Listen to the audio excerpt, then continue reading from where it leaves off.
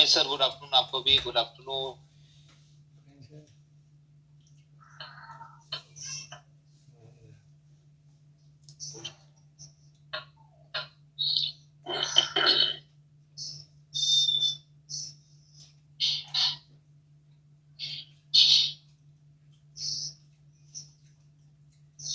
देखिए जो good afternoon sir, Nikhil sir good afternoon.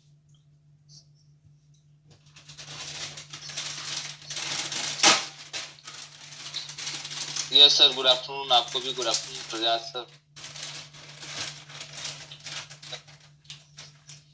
देखिए जो नॉर्मल थिकनेस मैंने आपको बताई,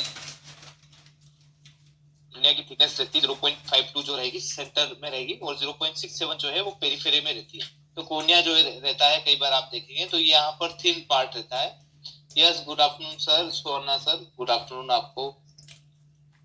यहाँ थिन पार्ट हो गया है और यहाँ पे थिकर पार्ट हो जाता है। 7 की थिकनेस रहती है और यहाँ पर 0. थिकनेस रहती है। और इसके माइक्रोन में हम बात से लगा के 540 माइक्रोन तक की, हम जब लेजर करते हैं, लेसिक सर्जरी करते हैं, तो उसमें माइक्रोन से ही मेजरमेंट किया जाता है। ठीक है, माइक्रोन के लिए इस मेजरमेंट करने के लिए एक मशीन आती है जिसका नाम, ठीक है, आप टोपोग्राफी से भी कर सकते हैं और पेक्कीमेट्री से भी कर सकते हैं। इसकी थिकनेस अगर आपको मेजरमेंट करना है, पेक्कीमेट्री नाम है इसका मशीन का, तो ये थिकनेस बताती है।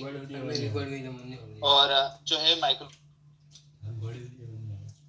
इससे 540 तक या इससे भी अब थिकनेस रहती है नॉर्मल पर्सन है। ठीक है, तो अगर ये थिकनेस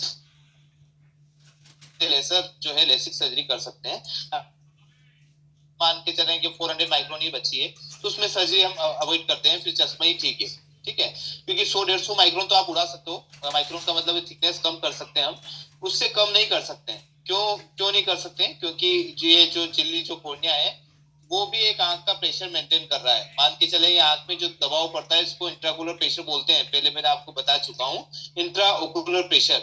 ठीक है, ये क्या रहता है प्रेशर, जो कि आपकी ये जैसे ये आइरिस हो गई है, आइरिस के बीचों बीच ये पिपिल हो गई यहाँ पर, फिर यहाँ पर आपका जो है सिलेरी बॉडी हो गई, फिर ये आपका क्रिस्टलाइन लेंस हो गया है। ठीक है, तो क्या होता है कि भाई यहाँ पर मैंने आपको बताया था एक्वासिमर का प्रोडक्शन होता है, यहाँ से होते हुए यहाँ से होते हुए ऐसे जाते हुए आपके यहाँ से बाहर निकल जाता है। ये एनाटोमी का ही मॉड्यूल है सर, ऑप्टिक्स एंड रिफ्रैक्शन जो है, फिजियोलॉजिकल ऑप्टिक्स जो है, फिजियोलॉजिकल आपका ऑप्टिक्स, उसका मॉड्यूल चल रहा है।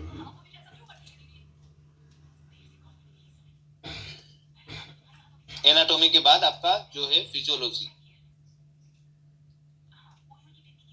देखिए ये जो हम टॉपिक कवर कर रहे हैं ये आपके बेसिक टॉपिक है। ठीक है, बाकी इसको डिटेल से आप बुक से और रीड कर सकते हैं, वहां कोई कंफ्यूजन हो तो आप पूछ सकते हैं। बाकी ये बेसिक आपको नॉलेज होना ही चाहिए, इससे कम नहीं होना चाहिए। और ज्यादा आपको रीड करना है तो बुक्स में और डिटेल से दे रखा है, तो वो भी आप रीड कर सकते हैं। तो बेसिकली इंट्राकुलर प्रेशर, देखिए इंट्राकुलर प्रेशर आपको कहीं कहीं बुक्स में किसी पेज पे मिल ही जाएगा। ठीक है, तो ये इंट्राकुलर प्रेशर भी जानना इसलिए जरूरी है कि इससे हमें आइडिया लग जाएगा कि भाई आंख का प्रेशर जो है ज्यादा बढ़ा हुआ रहता है तो उसको क्या बोलते हैं, कम रहता है तो उसको क्या बोलते हैं। ठीक है, तो ये हम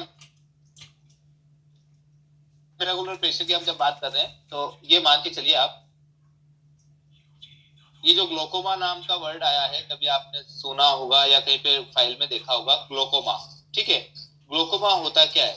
ग्लोकोमा में बेसिकली क्या रहेगा कि जो इंट्राकुलर प्रेशर है आंख का वो अगर बढ़ जाता है, नॉर्मल से ज्यादा बढ़ जाता है, उसको ग्लोकोमा बोलते हैं। हम जैसे ब्लड प्रेशर किसको बोलते हैं, हाइपरटेंशन का, या इस पेशेंट को बीपी है, कैसे हम बताएंगे इस पेशेंट को बीपी है या हाइपरटेंशन है? तो उसको देखने के लिए आपको यही 120 से 80 जो है आपका ब्लड प्रेशर होना चाहिए। नीचे डाउन में आपका 80 होना चाहिए, अप में 120 होना चाहिए। ठीक है, तो अगर ये 120 से 160 हो गया है और इधर 90 हो गया तो इस पेशेंट को ब्लड प्रेशर होने के चांसेस हो जाते हैं, बॉर्डर लाइन आ गया है, एक तरह से सस्पेक्टेड है ये। इसको अगर बार बार यही दिख रहा है तो इस पेशेंट को ब्लड प्रेशर के लिए गोली लेनी पड़ेगी आपको। ठीक है, उसी तरह ग्लोकोमा में भी रहता है, 17 से लगा के 21 mmHg तक का प्रेशर हम नॉर्मल मानते हैं। ठीक है, 17 से लगा के 21 mmHg। ठीक है, तो अगर ये प्रेशर है तो पेशेंट को कोई दिक्कत नहीं है, और इससे अबव है ग्रेटर देन 21 है, 21 से 25 है, तो हम मानेंगे कि ये पेशेंट सस्पेक्टेड हो सकता है ग्लोकोमा का। ठीक है, और इसके ग्लोकोमा हमें इसको क्लेरिफाई करने के लिए हमें और भी जांचें करनी पड़ेगी, जिससे पता चलेगा कि भाई इस पेशेंट को ग्लोकोमा है या नहीं है। ठीक है, अच्छा ग्लोकोमा ऐसी डिसीज है जिसमें जो है पेशेंट जो है परमानेंटली ब्लाइंडनेस हो जाता है। ठीक है, वो उसको वापस से रिकवर नहीं हो सकता है। एक कैटरेक, एक मोतियाबिंद अगर किसी पेशेंट को हो गया है, कैटरेक हो गया है, उस पेशेंट में अपन कैटरेक हटाएंगे तो वापस से नजर वैसी वैसी आ जाएगी जो जो थी उसकी पुरानी। पर अगर आपने ग्लोकोमा ठीक करने के बाद भी ये नजर वापस नहीं आती है, मतलब रिवर्सेबल नहीं है। ठीक है, ये ग्लोकोमा से जितनी नजर चली गई उतनी चली जाती है। उसको हम कोशिश ये करते हैं कि भाई ये ग्लोकोमा की वजह से जितनी नजर अभी बची हुई है उतनी तो रख सके हम। ठीक है, तो ये ग्लोकोमा का एक साइन है, और ये ग्लोकोमा सबसे ज्यादा खतरनाक है। कैटरेक एक बार आपने अवॉइड कर दिया, भाई अगले महीने ऑपरेशन कराएंगे, 2 महीने ऑपरेशन करा लेंगे, जब तक कि कैटरेक डैमेज नहीं होता है, जब तक वो पंचर नहीं होता है, तब तक हम अवॉइड कर सकते हैं। देखिए कैटरेक की जो लास्ट कंडीशन है वो ग्लोकोमा ही है। अगर कैटरेक आपका आंख में ही फूट गया, ठीक है, मोतियाबिंद एक अपने लास्ट कंडीशन में आने के बाद अगर वो पंचर हो गया, तो फिर उसके बाद उस पेशेंट को ग्लोकोमा की वजह से उसकी नजर खत्म हो जाती है। ठीक है, अच्छा उसको क्योर नहीं कर सकते, उसको क्योर करने के लिए काफी हमें मशक्कत करनी पड़ती है। कैटरेक फूटने के बाद दिक्कत ज्यादा खड़ी हो जाती है, उसमें ज्यादा नजर आया या नहीं आया वो चांसेस बहुत कम हो जाते हैं। क्योंकि ये मान के चलें, अगर आपका जो आंख का प्रेशर 38 से 48 समथिंग ऐसे कोई प्रेशर अगर ये 24 घंटे तक रह जाए आपकी आंख में, ठीक है, सुबह 12 बजे से कल 12 बजे तक अगर रह जाए ये प्रेशर, तो टोटल ब्लाइंडनेस हो जाती है। ठीक है, अब ये ब्लाइंडनेस वापस से रिकवर नहीं कर सकते हैं। तो ये प्रेशर जो है आपका नॉर्मल होना चाहिए। नॉर्मल है 17 से 21, 21 से 25 में सस्पेक्टेड आ जाता है। ग्रेटर देन 25 है, दैट मींस कि इस पेशेंट को ग्लोकोमा है। ठीक है, तो ग्लोकोमा के लिए आई ड्रॉप यूज करनी रहेगी। ग्लोकोमा को हिंदी में काला पानी भी बोलते हैं। ठीक है, आपको समझ में आ गया कि ग्लोकोमा क्या होता है। ये जस्ट बेसिक है। कभी कोई पेशेंट आपके पास में आता है कि भाई मेरे आंखों में ये भी दिक्कत है, तो आप उसको बोल सकते हैं भाई आपका प्रेशर कंट्रोल में है या नहीं है, आंखों का प्रेशर कोई दिक्कत तो नहीं आई थी पहले। तो ये आप एक पूछ सकते हैं। और इसमें जो आई ड्रॉप है वो टोटली उसको रेगुलर लेना पड़ती है, आई ड्रॉप्स और मेडिसिन जो रहती है। ठीक है, तो ये यहाँ पर लेसिक की तरफ थे। लेसिक में क्या होता है बेसिकली कि उसकी थिकनेस कम कर देते हैं। ये जो कॉर्निया है, मैंने कॉर्निया का एक डायग्राम बनाया था, और ये कॉर्निया का डायग्राम और ये मैंने आईओपी बीच में समझाने लग गया आपको। इंट्राओकुलर प्रेशर जो है ये अंदर रहता है और वो बढ़ता है, और ये उस प्रेशर को झेलता है। कौन? ये कॉर्निया जो है उसको सपोर्ट करता है कि प्रेशर ज्यादा जो है उसकी वजह से आगे की तरफ बल्ज ना हो जाए। ठीक है, अगर ये झिल्ली कमजोर रह गई, अगर ये कॉर्निया जो है कमजोर रह गया है थिकनेस की वजह से, तो फिर क्या होगा कि ये बल्ज हो जाएगा, ये कॉर्निया इस तरह से हो जाएगा फिर। ठीक है, जो अभी नॉर्मल था अब इस तरह से हो जाएगा, इस तरह से। तो इस तरह से होने से क्या होगा कि इसका कर्वेचर पूरा चेंज हो जाएगा। कर्वेचर चेंज होने की वजह से ये भी आंख डैमेज हो जाएगी। ठीक है, डैमेज का मतलब उसको पूरा ब्लर दिखने लग जाएगा, लाइट दिखेगी, बाकी शेडो दिखने लग जाएगी। काफी नंबर आ जाएंगे इसको, 10-12 सिलेंड्रिकल नंबर आ जाएंगे। ठीक है, स्फेरिकल नंबर भी आ जाएंगे। ठीक, ये चीजें।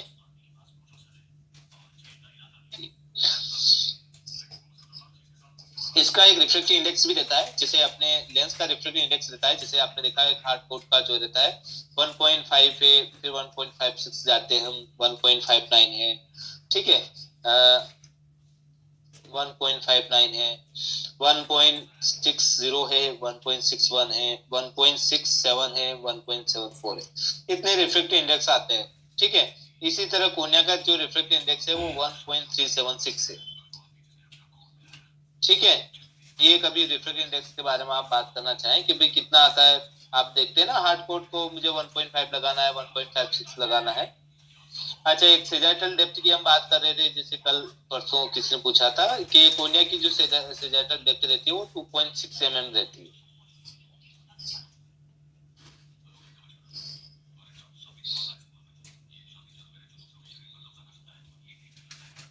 जो एंटीरियर चेंबर है उसमें 98% जो है वाटर रहता है, बाकी जो जो कि एक्वस के साथ मिला हुआ रहता है। 98 2% जो है अदर मिनरल्स रहते हैं। एक बार सुमर का क्वेश्चन आया था कि इसमें क्या क्या रहता है, तो 98% जो है वाटर रहेगा, पानी रहता है। इसकी 3 mm की जो है डेप्थ रहती है एंटी चेम्बर की। मान के चले आपके जो एंटी चेम्बर का मतलब है कि जो सेजेटल डेप्थ है, हम बात कर रहे थे उसकी, जैसे कि ये आपका कॉर्निया हो गया है, कॉर्निया के बाद में ये आइरिस आ गई है, आइरिस और इस दोनों की जो बीच की दूरी है वो कितनी रहेगी, 3 mm। अब यहाँ पर देखिए, अगर 1 mm, ये जो हमने बात की थी एसी की एंटीरियर चेंबर की, ये एंटीरियर चेंबर 3 mm है, अभी मैंने डायग्राम बनाया। अगर ये किसी वजह से 1 mm कम हो जाए तो आपका 1.4 डायोप्टर का जो है लेंस बाहर आ जाएगा, मतलब 1.5 नंबर का चश्मा लग जाएगा इस पेशेंट को। ठीक है, तो जब भी 1 mm अगर आपने कम किया, दैट मीन्स के आपके, अगर जैसे कई बार मोतियाबिंद का ऑपरेशन करते हैं तो उसमें क्या रहता है कि ये जैसे कॉर्निया है, यहाँ पर कोई डायग्राम देख लेते हैं। ये कॉर्निया है, ठीक है। कॉर्निया पर यहाँ पर वो मशीन लगाई जाती है जो कि लेंस का कैलकुलेशन करती है। ठीक है, आंख के अंदर कौन सा लेंस डलना चाहिए उसको इंट्राकुलर लेंस बोलते हैं। कैटरेक्ट सर्जरी जब होती है तब आंख के अंदर भी एक लेंस डाला जाता है, आप सबको आइडिया है कि भी अंदर लेंस डाला जाता है। ठीक है, उस लेंस को हम बोलते हैं इंट्रा ओकुलर लेंस। ठीक है, तो उस लेंस की कैलकुलेशन करने के लिए कोई मशीन हमें यहाँ पर लगानी पड़ती है, इस कॉर्निया, ये जो कॉर्निया है उसके सेंटर में यहाँ पर लगानी पड़ती है और उससे मेजरमेंट करना पड़ता है। कई बार अगर आपने 1 mm अंदर की तरफ पुश कर दिया तो उस पेशेंट को 1.4 डायोप्टर का जो है चश्मा लग जाएगा। हमें एक्चुअल जो है उसकी कैलकुलेशन चाहिए। अगर आपने उसमें दबा दिया, आपने हाथ से दबा कर फिर कर लिया 1 mm, 1 mm कितना कम रहता है, 1 mm भी पुश रह गया तो 1.4 डायोप्टर का चश्मा लग जाता है। तो कितना केयरफुली हमें जांच करना रहती है जब भी हम सर्जरी का प्लान करते हैं। अच्छा, यहाँ पर आप देखिए, यहाँ से जैसे ये अपना कॉर्निया है,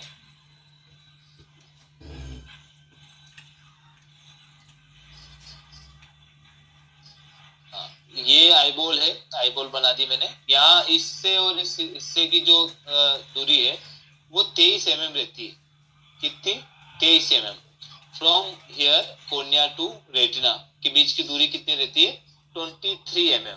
ठीक है, अगर ये 1 mm का कोई डिफरेंस आता है, अगर आपकी आईबॉल 1 mm ज्यादा बढ़ गई, ग्रोथ कर गई है, ठीक है, तो -3 नंबर का चश्मा लग जाएगा उसको।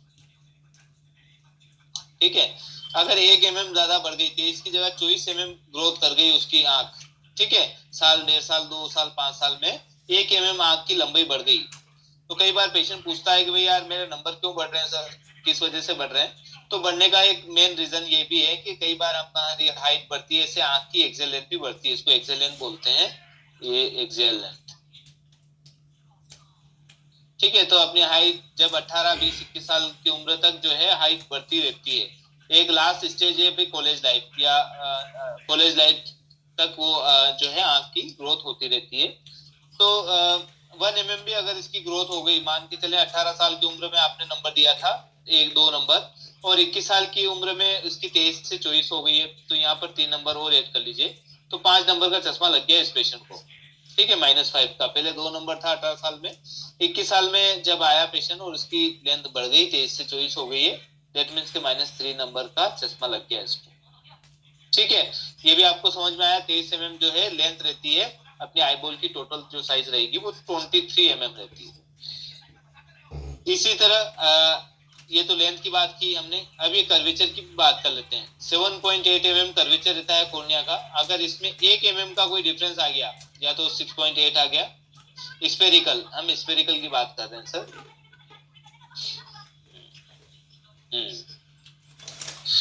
स्पेरिकल है, स्पेरिकल आ जाएगा आपको। 2 स्पेरिकल आपने 18 साल की उम्र में दिया था, 24 साल 21 साल का हुआ तब उसकी 24 mm हो गई, तो 4 स्पेरिकल हो गया। ठीक है, देखिए साथ में ये यहाँ पर भी देखिए, हम पूरी स्पेरिकल की बात कर रहे हैं, सिलेंड्रिकल की मैं जब बोलूंगा तब आपको बता दूंगा।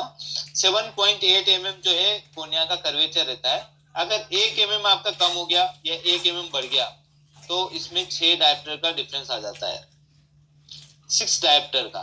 ठीक है, अगर आपने कर्वेचर में थोड़ा भी, तो ये जो लेजर किया जाता है वो इसी प्रिंसिपल पर काम करते हैं। कर्वेचर को चेंज कर दिया जाता है, थिकनेस को कम करके कर्वेचर चेंज कर दिया जाता है। तो अगर 1 mm का भी कर्वेचर चेंज किया तो कितने 6 नंबर का चश्मा आप आराम से हटा सकते हैं, ठीक है। अगर इससे ज्यादा 2 mm का किया तो 2 mm का कर्वेचर चेंज किया तो 12 डायप्टर आप लेसिक से हटा सकते हैं, ठीक है। तो इस तरह से हम कर्वेचर चेंज करके लेजर जो लेसिक सर्जरी है उसको परफॉर्म करते हैं। तो अगर आपकी आंख में 6.8 कर्वेचर था 2023 में और 2024 में आप देखेंगे 7.8 हो गया है, तो 6 नंबर का चश्मा बन गया आपका, ठीक है। तो ये कर्वेचर चेंज वैसे होता नहीं है, पर किसी वजह से, जैसे इंट्राकुलर प्रेशर बढ़ गया है, किसी चोट की वजह से कोई हेमरेज हो गया आंख के अंदर, ये चीजें जो है वो कर्वेचर चेंज कर सकती है।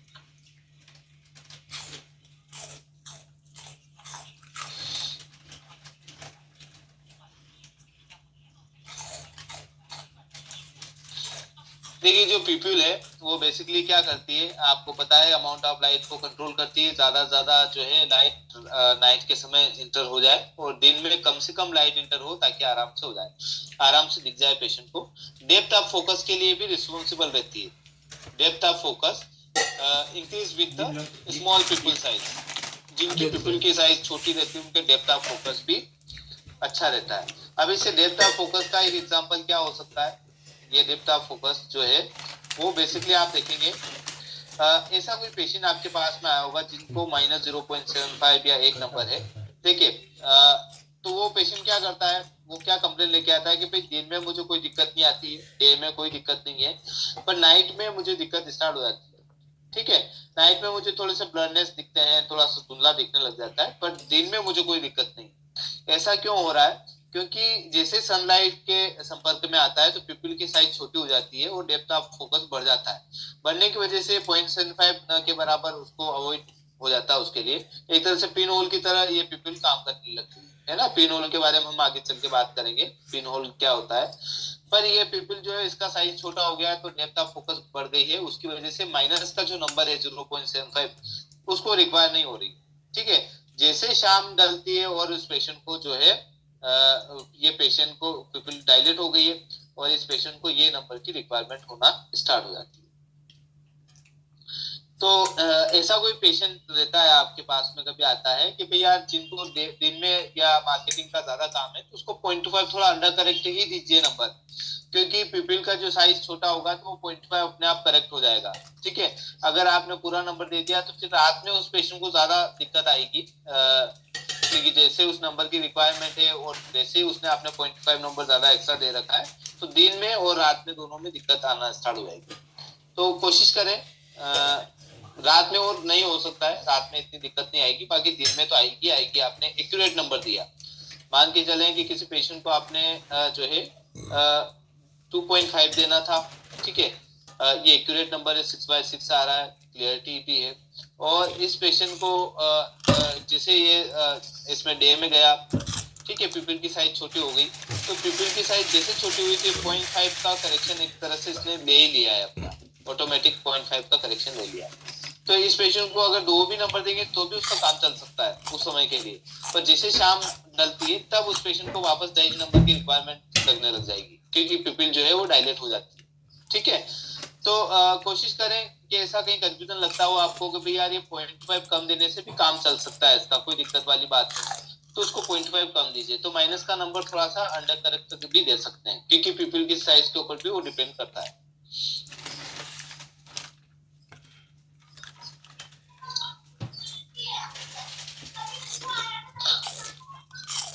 देखिए हम जब ये करेंगे, हम टॉर्च एग्जामिनेशन करते हैं। टॉर्च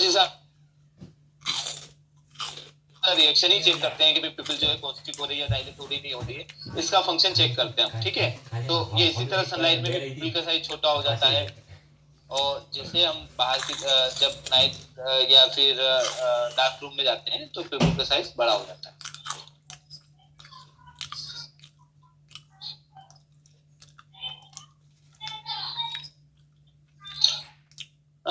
ये बेसिकली आप क्रिस्टलाइन लेंस की बात कर रहे हैं, और इस क्रिस्टलाइन लेंस को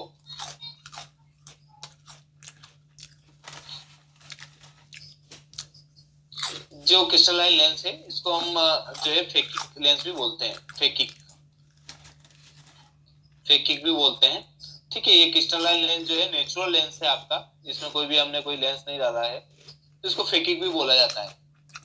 ठीक है, अब यहाँ पर बेसिकली क्या है, लेंस का जो डाया रहता है वो 9 mm तक रहता है। डायमीटर की हम बात करें 9 mm तक का डायमीटर रहता है। इसकी साइज की बात करें, कर्वेचर आप देखेंगे 1.7 times that of the poster surface, और इसकी थिकनेस जो है 3.6, जस्ट आप उसमें आप रीड कर सकते हैं बुक पे, इसमें थिकनेस से कोई लेना देना नहीं है। हमें लेना देना है इसकी फ्लेक्सिबिलिटी से, और ये फ्लेक्सिबिलिटी जो है रिड्यूस हो जाती है आफ्टर 40 इयर्स की एज पर। उसमें आप देखेंगे विट्रियस ह्यूमर का भी एक रिफ्रैक्टिव इंडेक्स है जिसका 1.336 रहता है। ये जेली लाइट जो है सब्सटेंस रहता है पूरा, जैसे जेल आपने देखा होगा। अब इस जेली लाइट में कहीं से भी आप टच करेंगे, मान के चलें कहीं से भी आपने किसी फोर्सेप्स से पकड़कर और खींचना स्टार्ट किया तो ये तार की तरह खींचा चला जाता है। जैसे आपने हनी देखा होगा, हनी में क्या रहता है, आपने जैसे उसको ऊपर से डालते हैं तो उसकी बिल्कुल एक धागे की तरह जो है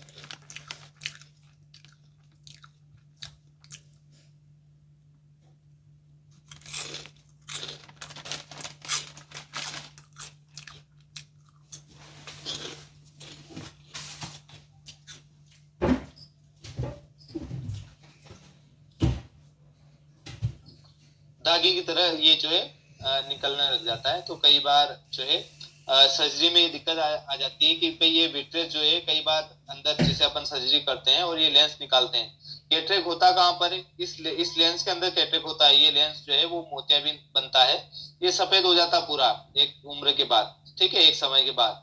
तो क्या होता है, इस लेंस को तो निकाल लेते हैं सर्जरी के थ्रू, फिर यहाँ पे पूरा ब्लैंक बच जाता है, इसमें कुछ भी नहीं रहता है। और कई बार ये पंचर हो जाता है सर्जरी निकालते समय, विट्रेस का ये वाला हिस्सा या ये वाला हिस्सा पंचर हो जाता है। फिर आप इसको पकड़ते हैं तो बिल्कुल ये धागे के समान ये बाहर निकलना स्टार्ट हो जाता है, धागे की तरह। ठीक है, तो इसको फिर यहाँ पर हमें इसको स्टिक करना रहता है। स्टिक करने के बाद लेंस नहीं डाल सकते। ठीक है, लेंस नहीं डालते हैं तो उस पेशेंट को फिर आप +10 नंबर का एक चश्मा देते हैं। +10 नंबर का एक चश्मा आपने दिया होगा किसी पेशेंट को, उनके लेंस नहीं डला है, जिनके भी लेंस नहीं डलता है उसको 10 नंबर का चश्मा दिया जाता है। अच्छा, इसमें जो वर्ड है कुछ वो आप देख लीजिए। जैसे मैंने बताया कि नॉर्मल पर्सन, जिसे आप हम जब जिनके कोई भी सर्जरी नहीं हुई है उसको हम बोलते हैं फेकिक।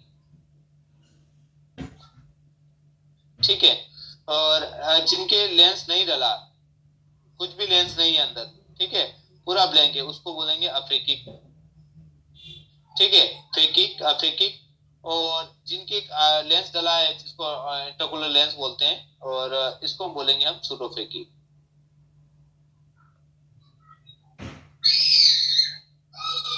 ठीक है, इसको हम क्या बोलेंगे, सूडोफेकिक। तो सूडो का मतलब होता है आर्टिफिशियल, तो हम जो आर्टिफिशियल लेंस डालते हैं उसको हम सूडोफेकिक बोलते हैं। अब फेकिक हो गया है और फेकिक, ये 3-4 टाइप के जो है लेंस जो है आप वर्ड्स याद रख सकते हैं।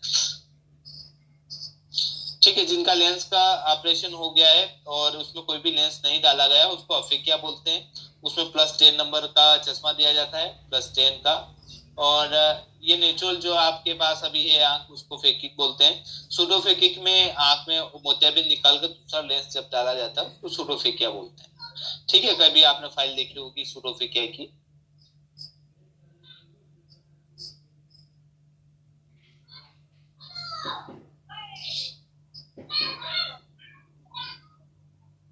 रेटिना आपने सबने पढ़ ही लिया था। रेटिना बेसिकली इमेज फॉर्मेशन के लिए जाना जाता है, और इसका जो कर्वेचर देखेंगे, रेडियस ऑफ कर्वेचर वो 12 mm रहता है।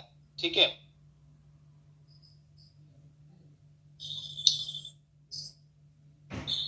12 mm तक का इसका ये कॉनकेव सरफेस रहती है। इसकी कॉनकेव सरफेस में क्या रहता है भैया, ये जो सरफेस इस तरह की रहती है, ज्यादा इमेज जो है यहाँ पर आप प्रोड्यूस कर सकते हैं, बना सकते हैं।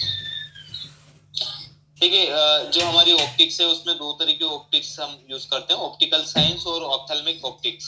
ठीक है, 2 तरह की जो रहेगी। और इसमें देखेंगे ऑप्टिक्स में जो लाइट है तभी हमारा विजन है, लाइट नहीं है तो कोई भी विजन नहीं है।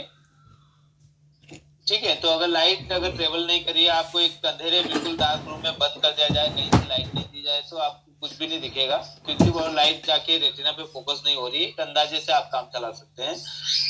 पर जैसे लाइट है तो ये मान के चलें आप जो आसपास की चीजें हम देख पा रहे हैं, तो ये लाइट जो है बेसिकली विजिबल जो इलेक्ट्रोमैग्नेटिक रेडिएशन का जो स्पेक्ट्रम है उसमें विजिबल पोर्शन से लिया गया है लाइट। ठीक है, आपने ये पढ़ा होगा कभी, जो रेडिएशन है उनके अलग अलग जो है स्पेक्ट्रम बना रखे हैं, उसमें उसमें आपका जो विजिबल स्पेक्ट्रम है उसमें लाइट आती है। तो ये जो विजिबल स्पेक्ट्रम है ये अल्ट्रावायलेट रेज और इंफ्रारेड दोनों के बीच का है। ठीक है, जैसे मैं अभी एक आपको टेबल बताऊंगा, इस टेबल में आप देखेंगे हमारी जो बात हो रही है, देखिए इतने सारे जो इलेक्ट्रोमैग्नेटिक स्पेक्ट्रम रहते हैं, इसमें इंफ्रारेड भी है। इंफ्रारेड जैसे कि आप वो टीवी का रिमोट है या मोबाइल के साथ इंफ्रारेड आता है उसको इंफ्रारेड बोलते हैं। और यूवी अल्ट्रावायलेट रेस, ये सभी जो बल्ब है, मोबाइल है, जितने भी इलेक्ट्रॉनिक आइटम्स हैं, सन, सूरज है, उन सब से ये अल्ट्रावायलेट यूवी रेज आती है, जिसको यूवी रेज भी बोलते हैं। ठीक है, तो ये रेज आपकी,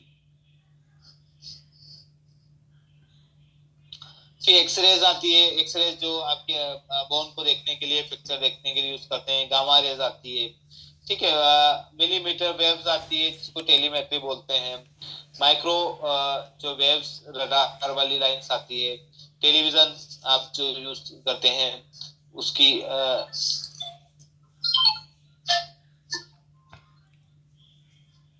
एफएम रेडियो, शॉर्ट वेव और एंटी मेरिडियन रेडियो। ठीक है, इस तरह की जो है स्पेक्ट्रम चलते हैं। अब इसमें इम्पोर्टेंट क्या है आपके लिए कि जो विजिबल स्पेक्ट्रम है वो 400 नैनोमीटर से स्टार्ट होता है जो कि वॉयलेट है, और 700 नैनोमीटर पर खत्म हो जाता है जो कि लास्ट कलर रहता है वो रेड है। ठीक है, तो बोलने का मतलब है कि वॉयलेट से स्टार्ट होता है और रेड पर खत्म हो जाता है। इसकी वेवलेंथ जो है 400 नैनोमीटर है और इसकी जो है 700 नैनोमीटर है। जिसकी वेवलेंथ ज्यादा रहती है वो आप कहीं काफी दूर से देख सकते हैं, इसीलिए जो सिग्नल्स दिए जाते हैं वो रेड कलर के दिए जाते हैं। ठीक है, और वॉयलेट जो है वो आपका, हाँ एक क्वेश्चन आया है, इसको देख लेते हैं। सर ब्लू कट लेंस में कौन से वेवलेंथ की लाइट जो है कट होती है? देखिए ये तो जो वेवलेंथ है वो 400 500 ही नैनोमीटर की कट करेगा, जो कि आपका इसकी वेवलेंथ कम रहती है। ब्लू लाइट की वेवलेंथ कम रहती है, वायलेट की कम रहती है। पर ये जो ब्लू लाइट है, ये जो लाइट है, इसको हमें आंखों में क्यों नहीं जाने देना है, उसका मेन तो क्वेश्चन वो है भाई यार, कट तो हो रही है पर क्यों नहीं जाने देना है, वो आपका मेन होना चाहिए।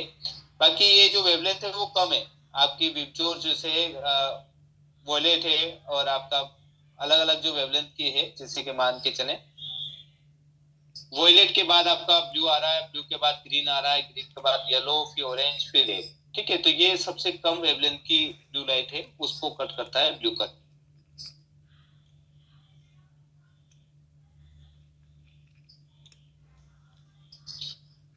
तो ये जो, हाँ ये जो व्हाइट लाइट है जिसकी हम बात कर रहे हैं, जो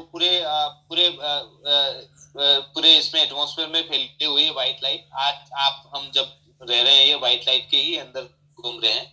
अब इसमें बेसिकली ये जो 7 कलर्स के का कॉन्सिस्ट है, ये 7 कलर इसके अंदर मौजूद रहते हैं जो भी व्हाइट लाइट है। अगर वो व्हाइट लाइट में आपको 7 कलर देखने हैं तो आपको क्या करना पड़ेगा, जैसे आपके पास में जो प्रिज्म है आपके जो है ट्रायल सेट के अंदर, उस प्रिज्म को किसी व्हाइट लाइट के सामने रख देंगे तो ये जो है 7 कलर में अलग अलग बढ़ जाएगी, सेपरेट हो जाएगी। ठीक है, जैसे violet, indigo, blue, green, yellow, orange और रेड, ये कलर में डिवाइडेड हो जाता है, जिसको हम विपचोर बोलते हैं शॉर्ट फॉर्म में। तो कोई भी व्हाइट लाइट है या जो भी लाइट आप जिसको देख रहे हैं, ये आपके 7 कलर्स में जो है कॉन्सिस्ट है, ये 7 कलर का कंबाइनेशन है।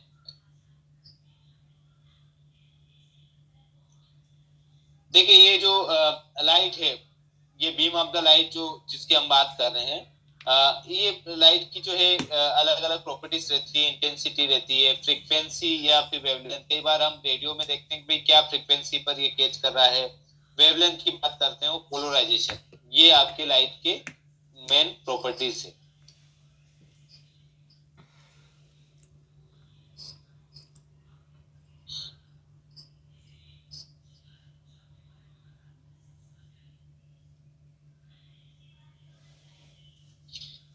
देखिए ये जो रेनबो बनता है ये भी एक उसी का एग्जांपल है।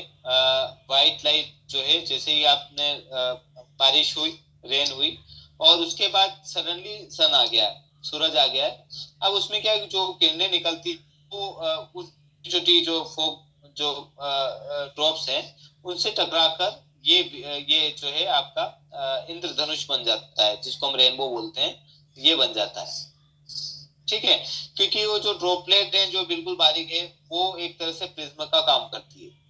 अब यहाँ पर आप देखें कि भैया प्रिज्म के अंदर से कोई लाइट निकाली हमने और ये 7 कलर्स में अलग अलग डिनोट हो गई है, तो इसको भी आप देख सकते हैं।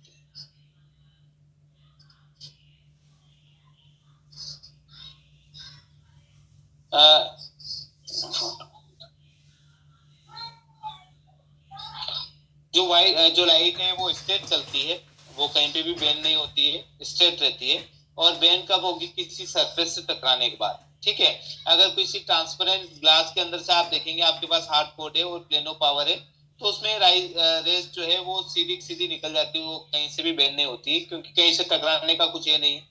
कुछ 1-2% जो है उसमें हो सकता है कि बैरियर का कुछ काम करे, बाकी वो सीधी सीधी निकल जाती है। तो लाइट जो ट्रेवल करती है वो स्ट्रेट लाइन में करती है, जब तक कि उसके कोई अवरोध नहीं आए।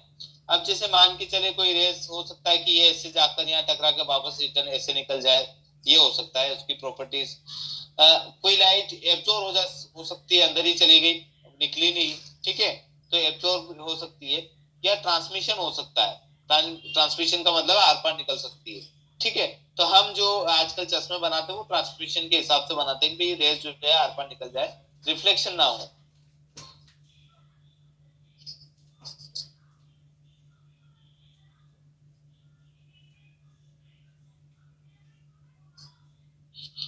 ठीक है, यहाँ तक आपको सबको समझ में आ गया होगा। ऑप्टिक्स से रिलेटेड हम बात कर रहे हैं। अब इसमें एक आया है चीज है रिफ्लेक्शन। ठीक है, तो दो तरह के जो है आप देखेंगे ऑप्टिक्स के, रिफ्लेक्शन और रिफ्रैक्शन। ये आ गया है रिफ्लेक्शन और दूसरा आ गया है रिफ्रैक्शन। ठीक है, तो हम आज मोबाइल देख रहे हैं या एक दूसरे को देख पा रहे हैं, वो रिफ्लेक्शन की वजह से देख पा रहे हैं। कोई भी रेस टकरा कर आपके फेस से टकरा कर मेरी आंखों में गई, तभी जाके हम देख पा रहे हैं। ठीक है, और रिफ्लेक्शन में क्या रहता है कि भाई कोई रिफ्लेक्टिव जो एरर है उसको दूर करने के लिए आप रिफ्लेक्शन करते हैं। मतलब कोई रेस जाकर रेटिना पर जाके इमेज बना पा रही है नहीं बना पा रही, वो हम चेक करेंगे। ठीक है, तो जो रिफ्लेक्शन से जो लाइट गई है वो आपके आंख के पर्दे में जाकर फोकस हो रही है, उसको हम रिफ्लेक्शन बोलते हैं। किसी ऑब्जेक्ट से टकरा कर रेज अपने पास आ रही है, उसको रिफ्लेक्शन बोलते हैं। ठीक है, ये तो समझ में आ गया आपको रिफ्लेक्शन और रिफ्रैक्शन, इसमें भी कोई दिक्कत नहीं है।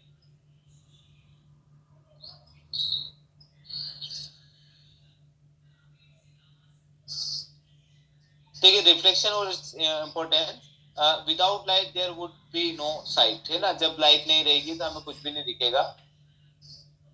इसमें दो तरह के ऑब्जेक्ट रहते हैं, लुमिनस ऑब्जेक्ट और इल्यूमिनेटेड ऑब्जेक्ट। जो लुमिनस ऑब्जेक्ट है वो अपनी जो लाइट है वो स्वयं बनाते हैं, खुद जनरेट करते हैं। जैसे सन, सूरज अपनी लाइट को खुद बनाता है। और वैसे मून देखें आप, ये लाइट को ऑब्जर्व करता है फिर रात में चमकता है, वो इल्यूमिनेट ऑब्जेक्ट है। ठीक है, जो स्वयं बनाता है उसको हम लुमिनस ऑब्जेक्ट बोलते हैं। जो किसी के ऊपर डिपेंड रहता है फिर उसके बाद बनाता है, उसको इल्यूमिनेटेड ऑब्जेक्ट बोलते हैं। ठीक है, यहाँ पे भी कोई इशू नहीं है, ये भी आपको अच्छे से समझ में आ गया होगा।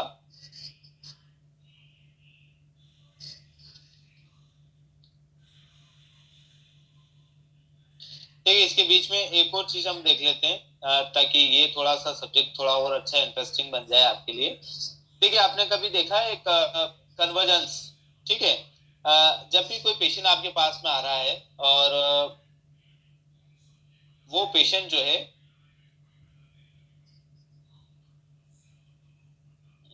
जैसे कि जो पेशेंट आपके पास में आया है, ठीक है, वो पेशेंट कंप्लेन की या हेडेक की कोई जो कंप्लेन है हेडेक की या फिर उसको हेवीनेस की, ऐसी कोई कंप्लेन लेके आया है, मान के चले एक एग्जांपल के लिए मैं बता रहा हूँ। तो उस पेशेंट को हमें जब आप फोगिंग से नंबर दें या कोई भी नंबर देते हैं, तो ये मान के चलें कि 0.5 दे रहे हैं या 0.5 दे रहे हैं या कुछ भी दे रहे हैं, तो इसके साथ एक और चीज हमें चेक करना चाहिए। जब भी आप नंबर प्रिस्क्राइब करें तब एक और चीज आपको चेक करना चाहिए, वो चीज है कन्वर्जेंस। उसको हम क्या बोलते हैं? कन्वर्जेंस। क्यों इंपॉर्टेंट है? देखिए बेसिकली हमें पता है कि जब हम दूर में देखते हैं तो आंखें स्ट्रेट रहती है, सीधी रहती है, ठीक है, ये सीधी रहेगी और 6x6 देख लेती है। और जब हम पास में देखते हैं किसी को तो आंखें जो है अंदर की तरफ चली जाती है, ठीक है। इसको हम बोलते हैं कन्वर्जेंस। ठीक है, यहाँ तो कोई इशू नहीं है, सबको समझ में आ गया कि कन्वर्जेंस क्या होता है। जब हम सीधे देखते हैं तो आंखें स्ट्रेट रहती है, जब हम पास में देखते हैं तो आंखें दोनों अंदर की तरफ आती है। तभी तो हम बाइफोकल का जो मार्क रहता है वो अंदर की साइड यहाँ ना लगाकर हम यहाँ पर लगाते हैं बाइफोकल का। क्यों लगाते हैं? क्योंकि आंखें अंदर की तरफ आती है और यहाँ पर सीधी आंखें, ठीक है। तो कभी आपने देखा है, कभी सेंटर में लगा दिया किसी ने बाइफोकल, लगा दिया होगा किसी ने, तो फिर आप समझ जाएंगे भाई यार इस आदमी को ये पता नहीं है, ठीक है। तो बेसिकली ये कन्वर्जेंस की वजह से बाइफोकल मार्क लगाते हैं। अब मेन कन्वर्जेंस का काम क्या बताना चाह रहा हूं मैं आपको। हाँ, देखिए जो भी प्लस का या माइनस का जब भी आप पावर प्रिस्क्राइब करें तब आप पेशेंट का कन्वर्जेंस भी आपको चेक कर लेना चाहिए, ठीक है। कैसे चेक करेंगे आप कन्वर्जेंस? आपको क्या करना है कि पेशेंट के सामने एक पेन रखना है, और जिसे मान के चले पेशेंट की आंखें हैं, और इस पेन को देखने का बोलना है, पेन की जो निप है वो देखने का बोलना है, और एक आर्म लेंथ की डिस्टेंस पे पकड़ के रखिए पेन को, और पेन की टिप को देखने का बोलना है दोनों आंखों से, ठीक है। जैसे इस पेन को धीरे धीरे पास में लेके आएंगे, आंखें भी धीरे धीरे अंदर की तरफ जाना स्टार्ट हो जाएगी, ठीक है। एक टाइम ऐसा होगा कि ये आंख या तो बाहर की तरफ चली जाएगी, ठीक है, या अंदर की तरफ चली जाएगी, या दूसरी आंख बाहर की तरफ चली जाएगी अंदर की तरफ हो जाएगी। अब ये जो है वो लेस देन 7 सेंटीमीटर पर आना चाहिए। 7 सेंटीमीटर के अंदर अंदर ये दिक्कत आ रही है तो कोई दिक्कत वाली बात नहीं। पर ग्रेटर देन 7 सेंटीमीटर के ऊपर कोई दिक्कत आ रही थी, इस पेशेंट को हम बोलते हैं कन्वर्जेंस इनसफिशिएंसी। दिक्कत का मतलब क्या है कि पेशेंट उस पेन की टिप को देख नहीं पा रहा है, और देख भी पा रहा है तो डबल देख पा रहा है या धुंधला देख पा रहा है, ठीक है। तो हम पेशेंट को क्या बोलेंगे, जब भी आपको धुंधला, ब्लर या डबल दिखता है तब मुझे बताइए, ठीक है। अगर ये ग्रेटर देन 7 सेंटीमीटर से ज्यादा पर ये दिक्कतें आने लग गई, दैट मींस इस पेशेंट को कन्वर्जेंस इनसफिशिएंसी है, ठीक है। कन्वर्जेंस इनसफिशिएंसी का मतलब समझ गए आप कि क्या होता है?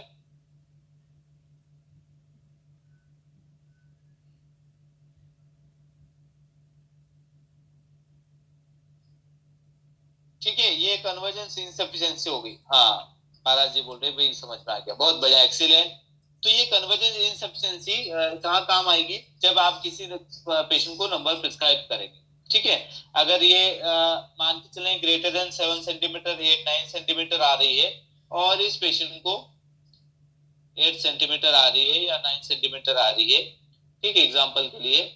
अब इस पेशेंट को जो है +1 आ रहा है डायप्टर, तो हम क्या करेंगे, इस पेशेंट को थोड़ा सा अंडर करेक्ट करके देंगे, ठीक है। या फिर हेडेक के लिए कोई चश्मा आप दे रहे हैं तो उसको 0.5 नहीं देंगे, अगर उसका 0.5 आ रहा करेक्शन तो नहीं देंगे हम उसको, नॉर्मली कोई ग्लासेस बना लीजिए उसको, और ग्लासेस बना सकते हैं नॉर्मली, और उसको एक्सरसाइज बता लीजिए।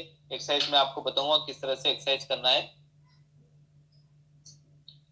जस्ट सेकेंड में पानी पी लेता हूँ, एक सेकेंड।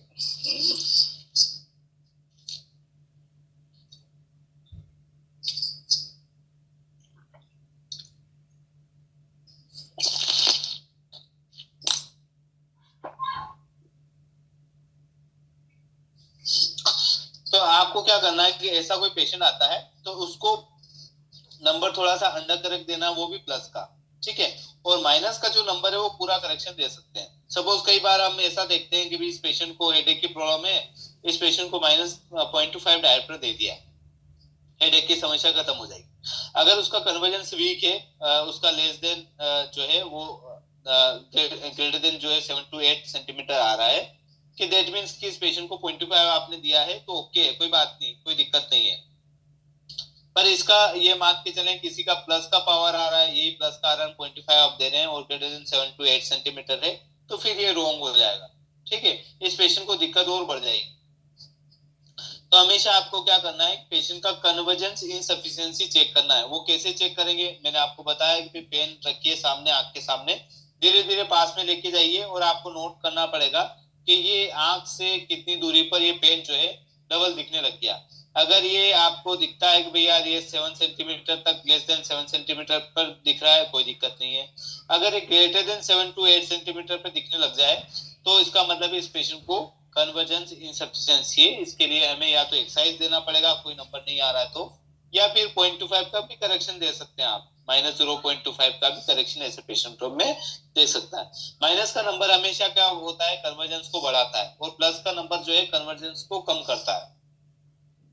ठीक है, माइनस का नंबर क्या करता है कि आपकी आंखें कन्वर्ज नहीं हो रही तो सपोर्ट कर देता है, जैसे आप पास में देख रहे हैं कहीं पर, और ये आंख जो है बाहर की तरफ जाने लग गई और एक आंख सीधी है पास में देखते समय। ठीक है, तो हम क्या करेंगे, -0.25 यहाँ डाल देंगे, -0.25 यहाँ डाल देंगे।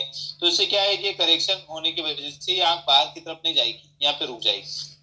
ठीक है, तो माइनस हमेशा कन्वर्जेंस को बढ़ाता है, और प्लस का नंबर अगर आपने कर दिया तो ये डाइवर्जेंस स्कोर बढ़ाता है। मतलब आंख वैसे बाहर जा रही थी, आपने प्लस का नंबर दे दिया, थोड़ी और बाहर चली जाएगी। ठीक है, तो ये आपको समझ में आया कि ये भी आपको देखना है, कन्वर्जेंस भी चेक करना है, और ये जब तक एकोमोडेशन काम करता है तब तक कन्वर्जेंस भी काम करता है। तो आप 40 के अंदर अंदर वालों सब पेशेंट का तो चेक करना ही चाहिए। 40 के अंदर वाले जितने भी पेशेंट है उन सबका कन्वर्जेंस आपको चेक करना चाहिए। ठीक है, ये एक बीच में एक रह गया था टॉपिक, इसलिए मैंने अभी कवर कर लिया है ताकि हम भूल नहीं जाए बाद में। ठीक है, तो कन्वर्जेंस, आपको कोई पेशेंट हेडेक की कंप्लेन लेके आ रहा है तो आपको सबसे पहले उसका विजन लेना है, विजन के बाद रिफ्लेक्शन करना है, रिफ्लेक्शन के बाद आपको कन्वर्जेंस चेक करना है। तो आपको स्टेप ये करना है, जब भी कोई पेशेंट आपके पास में आ रहा है सबसे पहले आपका उसका हिस्ट्री लीजिए। हिस्ट्री के बाद उसकी आपने पूछ लिया, चीफ कंप्लेंट भी पूछ ली, फिर विजुअल एक्टिविटी लीजिए, फिर उसके बाद रिफ्लेक्शन करिए आप। ठीक है, रिफ्लेक्शन के बाद आपने कन्वर्जेंस भी चेक कर लिया, कन्वर्जेंस के बाद आपने नंबर प्रिस्क्राइब कर दिए। ऐसे करना है। ठीक है, ये स्टेप होना चाहिए। आगे चल के अब और भी बात करेंगे स्टेप बाय स्टेप।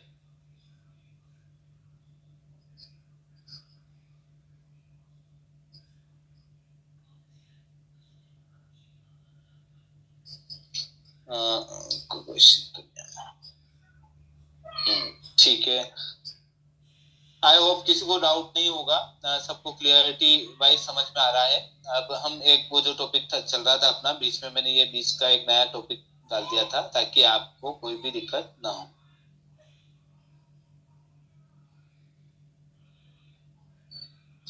देखिए, जो रिफ्लेक्शन की वजह से हमें दिखता है, कोई भी ऑब्जेक्ट दिख रहा है, रिफ्लेक्शन की वजह से कोई रेज टकराकर आपके मोबाइल से आपकी आंख में जा रही, तभी जाके मोबाइल की स्क्रीन दिख पा रही है आपको। ठीक है, तो ये रिफ्लेक्शन जो है वो आपके लिए बेनिफिशियल है, रिफ्लेक्शन से ही हमें दिखता है।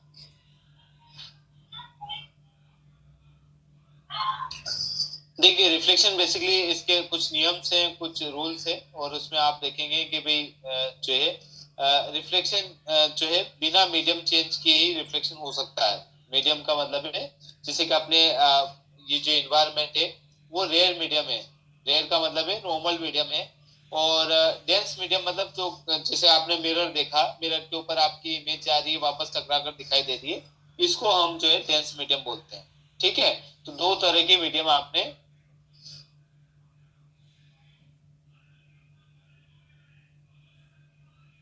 अब मान के चले कोई मीडियम इस तरह का है और यहाँ पर आप देखेंगे इस तरह का, अब यहाँ से कोई रेज जाके इससे टकराएगी और ये वापस से रिटर्न चले जाती है। ठीक है, तो इस रेज को हम इंसिडेंस रेज बोलते हैं, ये जो आई है अंदर, और इसको रिफ्लेक्टेड रेज बोलते हैं। ठीक है, इंसिडेंस रेज हो गई, ये रिफ्लेक्टेड रेज हो गई। ठीक है, तो कोई भी रेज ऐसे टकराती है किसी सरफेस से फिर निकल जाती है, इसको रिफ्लेक्शन बोलते हैं, और ये रिफ्लेक्टेड रेज होती है। ठीक है, अब यहाँ तक कोई इशू नहीं है, ये आपको समझ में आ गया होगा।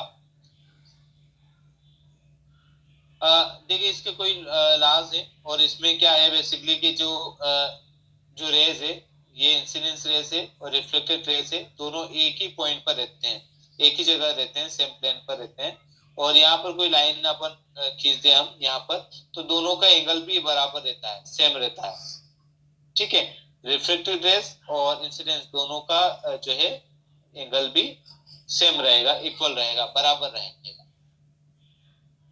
कभी हम कुछ ऑब्जेक्ट को देखते हैं तो उसी उसी हिसाब का ऑब्जेक्ट वापस हम देख रहे हैं, ठीक है। तो इसलिए क्योंकि उसमें कोई भी परिवर्तन नहीं है, जितनी एंगल से हम कोई इमेज आपके आंख में आ रही है और कोई रेज आ रही है, वही एंगल आपको सामने आंख में आराम से दिख पा रहा है। तो बोलने का मतलब ये है कि कोई भी ऑब्जेक्ट की साइज बड़ी या छोटी नहीं दिखाई देती है, क्योंकि दोनों का एंगल बराबर बनता है, ठीक है।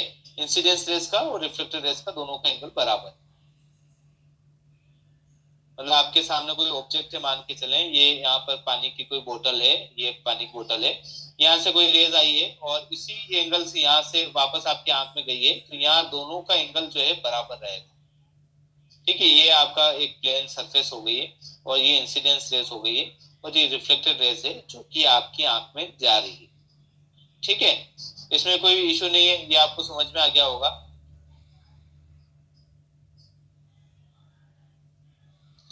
और जो रिफ्लेक्शन है उसमें क्या रहता है कि रिफ्लेक्शन बेसिकली अगर रिफ्लेक्शन इसी तरह होगा जैसे कोई ग्लास है, यहाँ से कोई रेज वापस डायरेक्टली बाहर चली गई है, इसको हम रिफ्लेक्शन बोलते हैं। ये यहाँ से रेज जा रही है और यहाँ निकल गई है, ये कोई ग्लास है, ट्रांसपेरेंट ग्लास है, इसमें से निकली है, तो क्या होगा कि सीधी सीधी निकल जाती है। पर इसमें एक फिनोमिना है, अगर कोई भी रेस अगर इससे बाहर निकलती है तो अपने पाथ को थोड़ा सा चेंज कर देती है, अपने रास्ते को थोड़ा सा डेविएट कर देती है, ठीक है। कोई रिफ्लेक्शन में क्या होता है कि कोई भी रेस अगर सीधी सीधी जा रही है और किसी इस वाले मीडियम से टकरा कर अंदर घुस गई और वापस दूसरी तरफ निकली है, तो अपने पाथ को चेंज कर देती है। मतलब ये थोड़ा सा इसका जो है ये एक्चुअल जो है ओरिजिनल वहां पे ना रह के ये थोड़ी सी ऊपर की तरफ टर्न ले लेगी, ठीक है। तो बेसिकली ऐसा क्यों हो रहा है, क्योंकि यहाँ का पहले ये एयर का मीडिया था, ये फिर डेंस आ गया है, ये जैसे मीडिया चेंज होता है तो थोड़ा सा अपने पाथ को चेंज कर देती है, अपना रास्ता थोड़ा सा अलग बन जाता है, ठीक है। इसका एग्जाम्पल क्या है, ये एग्जाम्पल इस तरह से हम समझ सकते हैं कि जैसे पानी का कोई कोई मग है और इसमें आपने कोई पेंसिल डाली,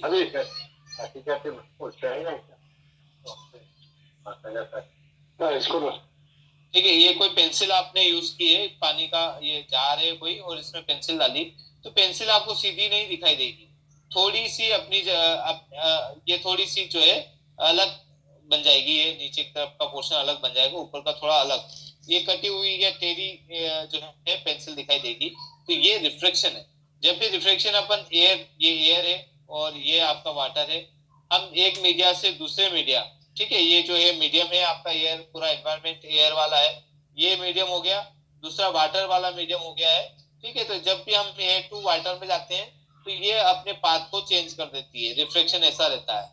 तो रिफ्लेक्शन में जैसे कि आपने कोई हार्ड कोट दिया है, ठीक है, तो हार्ड कोट में कोई भी रेस, अब आप सोचेंगे कि भाई हार्ड कोट है, यहाँ से कोई लेंस, ये चश्मा बना रखा आपने, यहाँ से कोई रेस गई है तो ये अपने पाथ को थोड़ा सा चेंज कर देती है, ठीक है। ये स्ट्रेट नहीं निकलेगी, स्ट्रेट की बजाय ये थोड़ा सा चेंज हो जाता है इसका पाथ, तो इसको हम बोलते हैं रिफ्लेक्शन, ठीक है।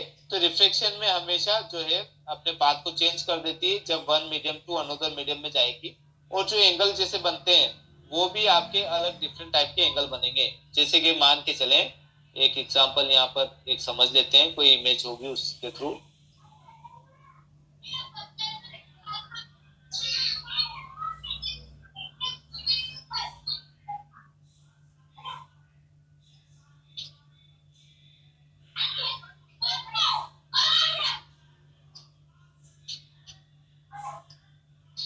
अब यहाँ पर देखिए, कोई भी रेस जैसे मान के चले एयर है और ये वाटर है, ऊपर वाला हिस्सा हवा में है, दूसरा वाला हिस्सा जो है वाटर में है।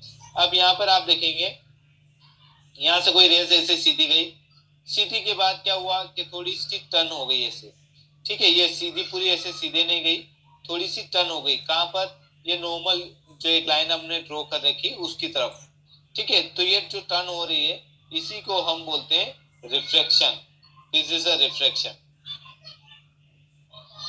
ठीक है। तो अगर यहाँ का एंगल और दूसरा यहाँ का एंगल दोनों थोड़े से डिफरेंट बनते हैं, जो इंसिडेंस रेस का एंगल और जब रिफ्लेक्टेड रेस का जो एंगल है वो दोनों अलग अलग बनते हैं, उसी तरह रिफ्लेक्शन में दोनों एंगल बराबर बनते हैं, ठीक है। और एक ही पॉइंट पर ये जो जितना भी जो हुआ है ये वन पॉइंट पर ही होता है जहाँ रिफ्लेक्शन और नॉर्मल सभी एक दूसरे से मिल रहे हैं, यहीं पर जो है पूरा रिफ्लेक्शन होता है, एक पॉइंट पे ही रिफ्लेक्शन होगा।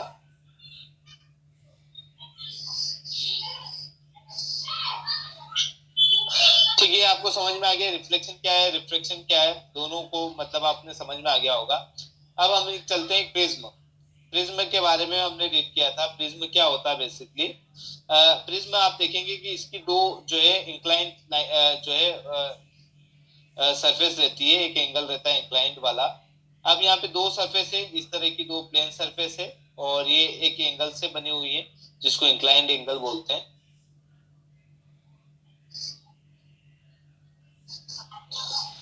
ग्रेटर जो एंगल है वो यहाँ पर बनता है एपेक्स पे, और जो नॉर्मल एंगल बनते हैं वो यहाँ पर बनते हैं। तो सबसे ज्यादा जो पावरफुल एंगल बनता है एपेक्स पर, इस वाले हिस्से को एपेक्स बोलते हैं। इस वाले हिस्से को हम क्या बोलेंगे? एपेक्स। और ये वाला हिस्सा हो गया बेस। ठीक है, इसको प्रिज्म बोलते हैं। और यहाँ से कोई व्हाइट लाइट भी निकालेंगे तो ये विबज्योर में कलर में डिवाइडेड हो जाती है। ठीक है, यहाँ पे कोई दिक्कत नहीं है, ये भी आपको समझ में आ गया होगा। और इसकी दो सरफेस रहती है, ठीक है, दो इंक्लाइन सरफेस रहेगी।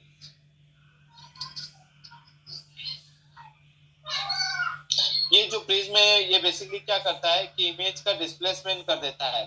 ठीक है, किसी ऑब्जेक्ट को अपनी वास्तविक जगह से थोड़ा सा वर्चुअल कहीं बाहर दिखाने लग जाता है, इसको हम प्रिज्म बोलते हैं।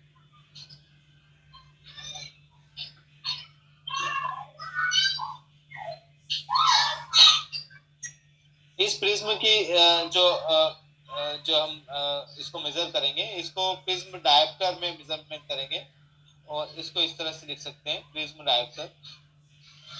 ठीक है, एक प्रिज्म डायप्टर, इस तरह से भी आप नोट डाउन कर सकते हैं, वन प्रिज्म डायप्टर।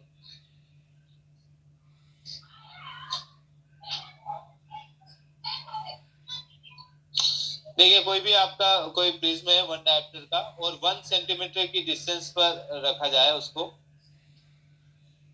कोई भी ये प्रिज्म है, मान के चलें ये वन डायप्टर का प्रिज्म है आपके पास में, और यहाँ पे कोई ऑब्जेक्ट है, ठीक है, जो कि 1 मीटर की डिस्टेंस पर है, और यहाँ से आप देख रहे हैं इस वन डायप्टर के प्रिज्म के थ्रू, तो यहाँ पर जो इमेज का डिस्प्लेसमेंट होगा वो 1 सेंटीमीटर का हो जाएगा।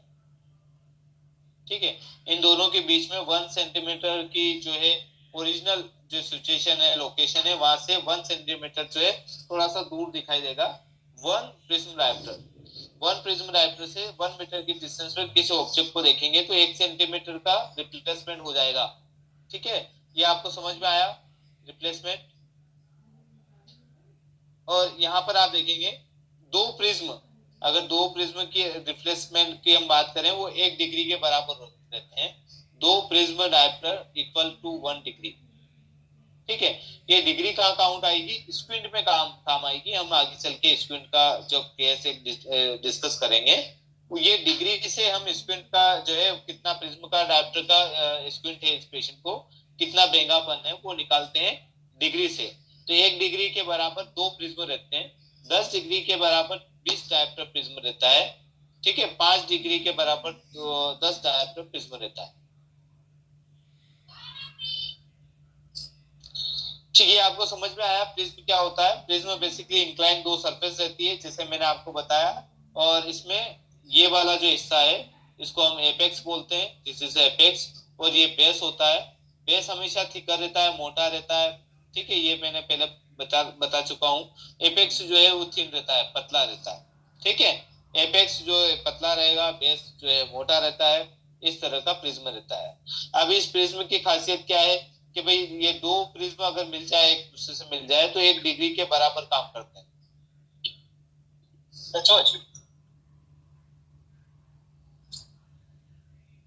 आपके कोई क्वेश्चन हो तो पूछ सकते हैं, कोई भी आपके कोई डाउट है तो वो पूछ सकते हैं साथ साथ।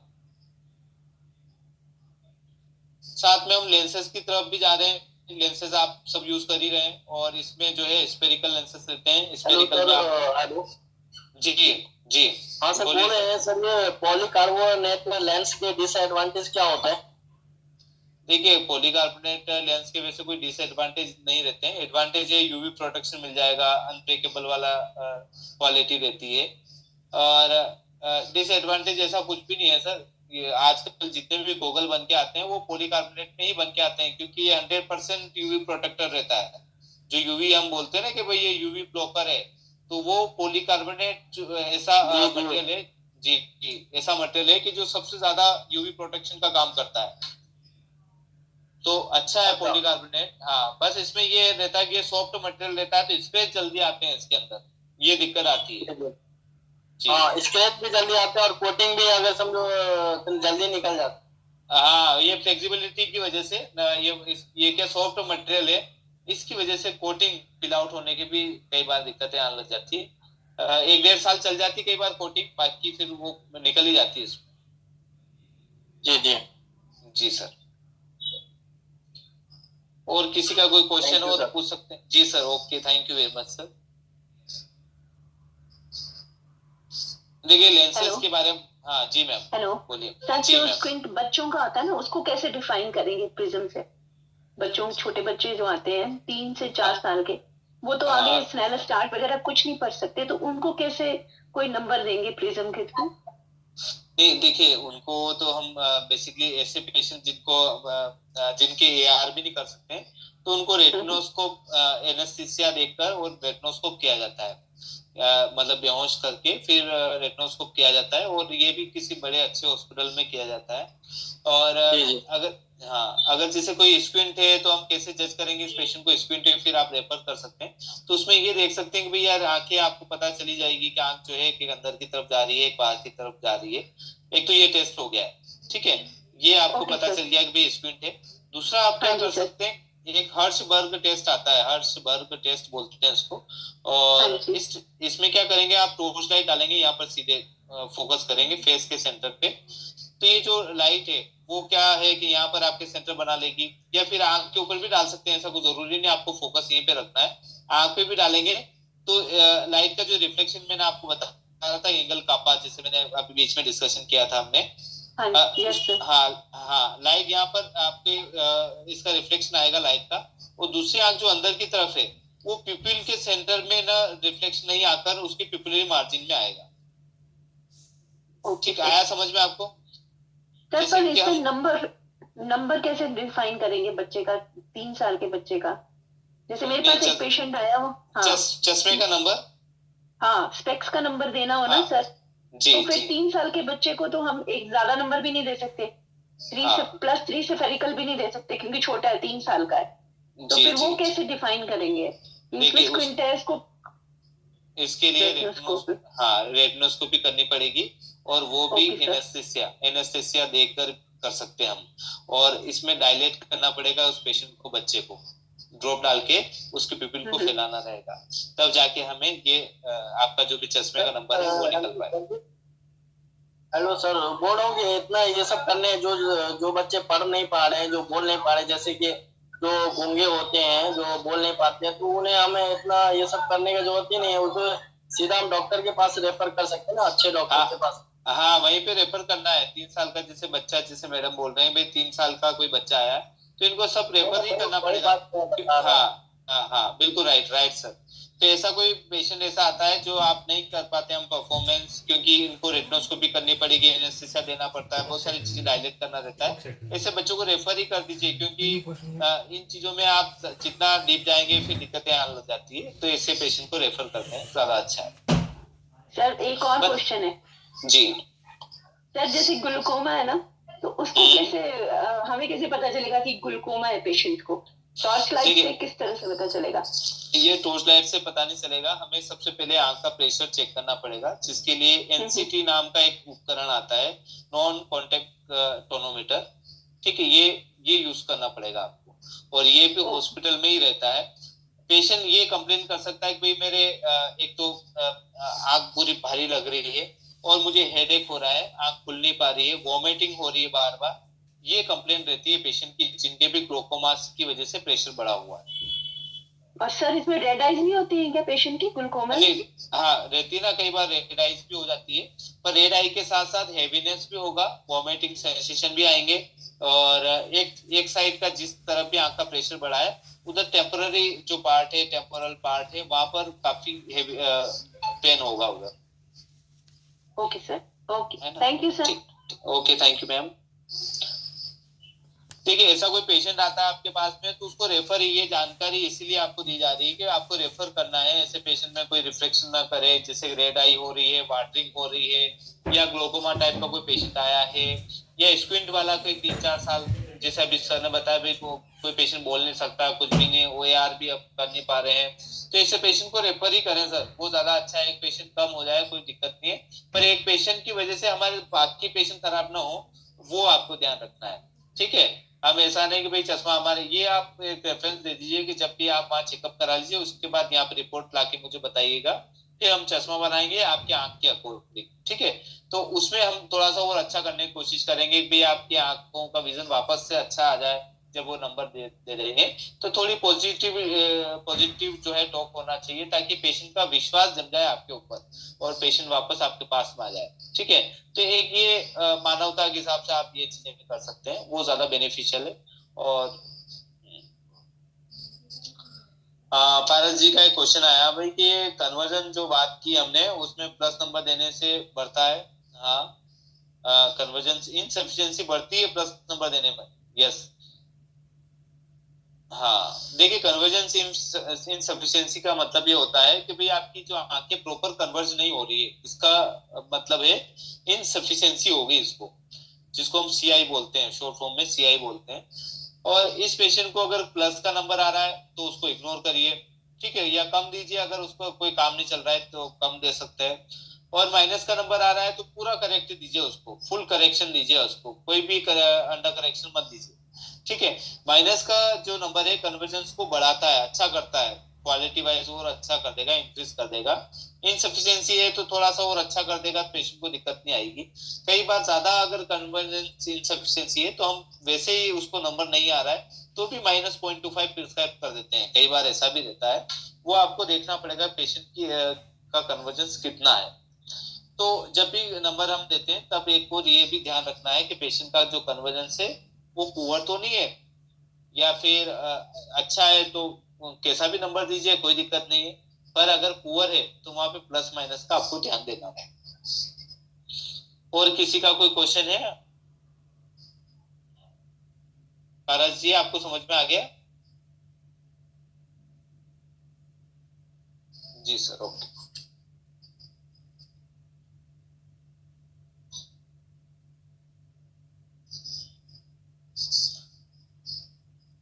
और किसी का कोई क्वेश्चन आज की क्लास से रिलेटेड?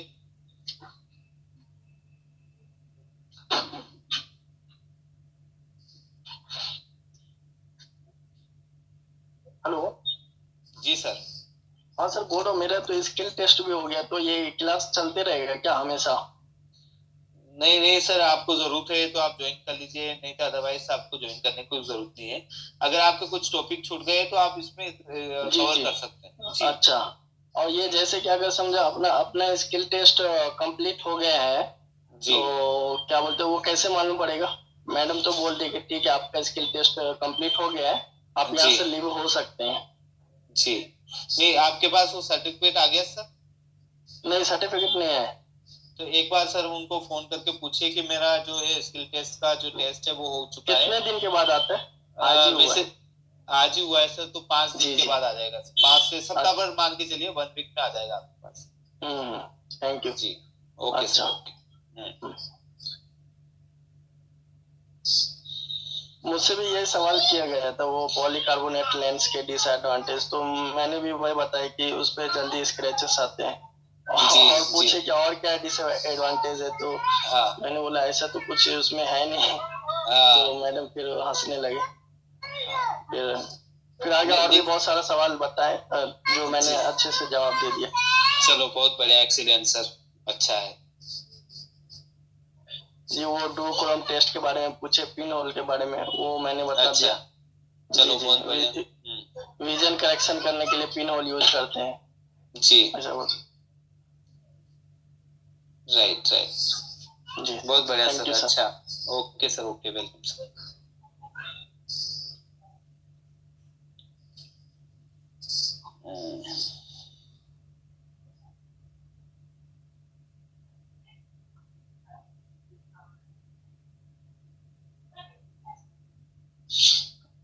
सात सेंटीमीटर तक तो ओके है सर। 7 से अबव अगर कन्वर्जेंस जो है फील हो रहा है कन्वर्जन 7 सेंटीमीटर पे आप मान के चलें। देखिए अपनी जो नोज है वो 5 सेंटीमीटर पे रहती है मान के चलें, और ये 2 सेंटीमीटर और एक्स्ट्रा आपने ले लिया। इसके बीच में जब कन्वर्जेंस हो रहा है तो कोई दिक्कत नहीं है। ग्रेटर देन 7 सेंटीमीटर हो रहा है, 7.5 पे ही हो रहा है, तो फिर वो डिफिकल्टी है, फिर दिक्कत है। फिर उसको एक्सरसाइज देनी पड़ेगी आपको, कन्वर्जेंस एक्सरसाइज। और उस एक्सरसाइज के लिए आपको क्या करना है कि पेशेंट को बोलना है कि ये मॉर्निंग के समय ही करना है, आपको सुबह उठ के ही करना है, शाम के समय नहीं करना है, क्योंकि आंखें टायर्ड हो जाती है, मसल्स टायर्ड हो जाती है। आपको एक पेन लेना है आर्म लेंथ की डिस्टेंस पर, इस पेन को रखें और ये आई से आपकी धीरे धीरे इस पेन को धीरे धीरे पास में लेके आए, जहाँ डबल हो जाता है वहां पे रोक देना है। दोनों आंखों से सिंगल करने की कोशिश करना है। जब सिंगल हो जाए फिर वापस से जहां से हमने स्टार्ट किया था आर्म लेंथ पे वापस से स्टार्ट करिए। ये धीरे धीरे जब तक कि आपके 5 से 7 सेंटीमीटर तक की डिस्टेंस ना आ जाए तब तक ये एक्सरसाइज करते ही रहना है, वो भी मॉर्निंग के समय। ये आप कर सकते हैं।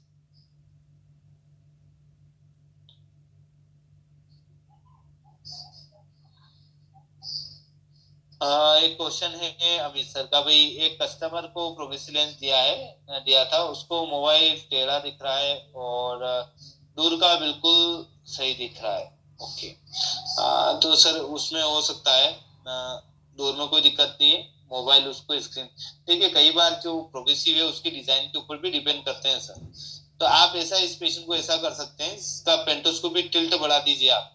पेंटोस्कोपिक टिल्ट क्या होता है कि जैसे कि ये मान के चलिए ये फ्रेम है आपकी, इस तरह की फ्रेम दी है आपने, ठीक है, और इसमें क्या करना है आपको, ये स्टिक है, ठीक है। अब आप ये जो इस एंगल को हम बात करें, ये और ये, तो ये जो एंगल बन रहा है इसको हम पेंटोस्कोपिक टिल्ट बोलते हैं। ये अंदर की तरफ आप करेंगे तो इसका ये टिल्ट बढ़ता जाएगा, और ये बाहर की तरफ करेंगे तो ये आपका रेट्रोस्कोपिक हो गया, रेट्रोस्कोपिक स्कोपिक, और अंदर की तरफ जाएंगे तो पेंटोस्कोपिक। तो हमें पेंटोस्कोपिक टिल्ट देना है, ठीक है। थोड़ा अंदर की तरफ, यहाँ से आप दबाकर इसको थोड़ा सा एंगल जो है इसको अंदर की तरफ ले लीजिए, बाकी ये ऐसा कैसा रहेगा, स्ट्रेट रहेगा। इसको नीचे वाला जो एरिया है वो अंदर की तरफ ले लीजिए, जिससे ये पेंटोस्कोपिक टिल्ट बढ़ जाएगा। उसकी वजह से जो इसके पेशेंट को ये दिक्कत आ रही है थोड़ी सी कम हो जाएगी, और धीरे धीरे अपने आप ही कम हो जाएगी सर, लगाते लगाते कम हो जाती है। वो डिजाइन का है, मेथड जो है वो डिजाइन का है, लेंस जो है प्रोग्रेसिव उसकी डिजाइन के ऊपर डिपेंड कर रहा है। ताकि आप पेंडोस्कोपिक टिल्ट दे दीजिए थोड़ा सा।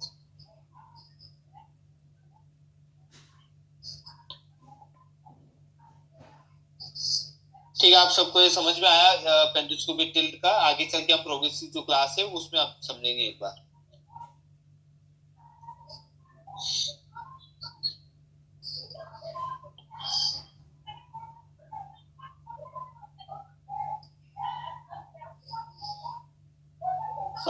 भारत जी बोल रहे भैया कंटिन्यू जो यूज करते हैं, देखिए आजकल है ना एक नाइट ड्राइव के नाम से लेंस चल रहा है, वो काफी बढ़िया है, मैंने खुद यूज कर रहा हूँ। सबसे अच्छा लेंस है एक नाइट ड्राइव के नाम से, एश कंपनी का आता है, एश कंपनी का, वो यूज कर सकते हैं। नहीं तो आप क्रिजाल तो यूज कर ही सकते हैं। हाँ, क्रिजाल जो है वो अच्छा रहता है नाइट विजन के हिसाब से। बाकी एक नाइट ड्राइव के नाम से एश कंपनी का आता है, वो आप यूज कर सकते हैं।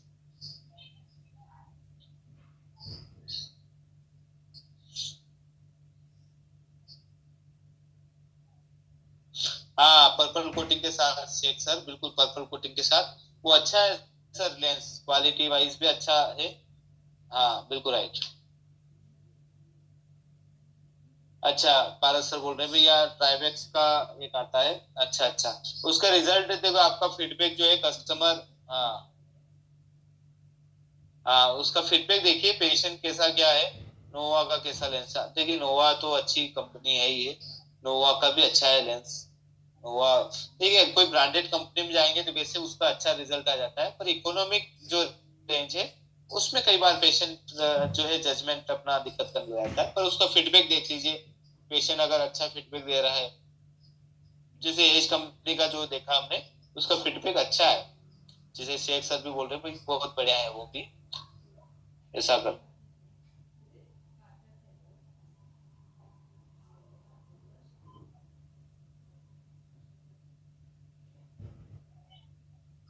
अमित सर बोल रहे भाई मेरा इंट्रो। देखिए मेरा नाम जो है श्रीपाल सिंह सिसोदिया है। मैंने बैचलर ऑप्टोमेट्री कर रखा है नासिक से, यशवंत राव यूनिवर्सिटी है नासिक से कर रखी है। और मैंने डिप्लोमा भी किया था। और ये 2010 में मैंने जो है वो अपनी डिग्री स्टार्ट की थी और 2012-13 में डिग्री खत्म करी। डिप्लोमा भी यहाँ पे मुझे 3 साल ही करना पड़ा, बाकी 2 साल जो है वो डिप्लोमा भी किया है मैंने।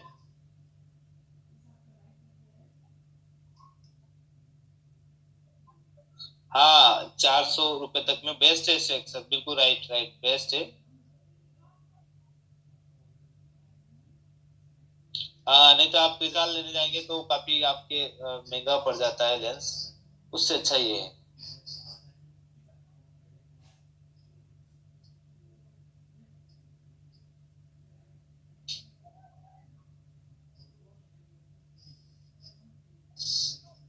Thank you Amit sir, thank you.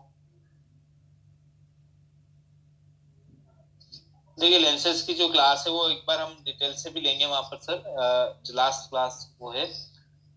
Sheikh sir thank you.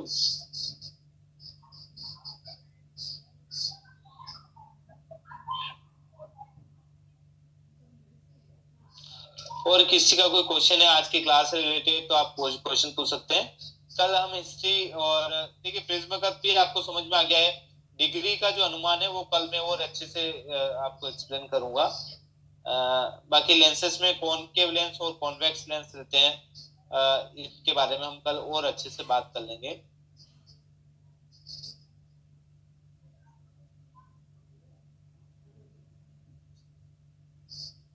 ये यहाँ तक तो आप समझ लीजिए कि कॉन्वेक्स लेंस जो है वो प्लस के लेंस रहते हैं जस्ट समझने के लिए, और कॉनकेव लेंस जो है वो माइनस का। हाँ कल सैटरडे रहेगा सर, आज की क्लासेस सैटरडे को बंद रह रही है बिल्कुल। नहीं होगी सर, नहीं होगी सैटरडे आजकल सर क्लोज रखते हैं। नहीं तो पहले होती थी ओनली संडे जो है क्लोज रखते थे, पर अभी शायद नया रूल्स आ गया है जिसमें सैटरडे नहीं होती, सैटरडे संडे ऑफ रहता है। बिल्कुल राइट। कल क्लास नहीं रहेगी सर, कल सैटरडे है, मुझे ध्यान नहीं था। देखिए कॉन्वेक्स का मतलब हाँ। हाँ बिल्कुल सर मंडे मिलेंगे हम। यस शेख सर मंडे मिलेंगे। कॉन्वेक्स का मतलब प्लस होता है, कॉनकेव का मतलब माइनस होता है, ये थोड़ा सा और आप समझ के रखें। कल अपन मंडे के दिन जब मिलेंगे तब ये पूरा एक चैप्टर पूरा फिनिश कर देंगे। फिर हम जो है ऑप्टिकल सेंटर की बात करनी है, अभी ऑप्टिकल सेंटर कैसे मार्क करना है उसके बारे में बात करना है। और हिस्ट्री, ये 2 टॉपिक बच गए, उसके बाद फिर हम दूसरा टॉपिक जो है स्टार्ट कर देंगे।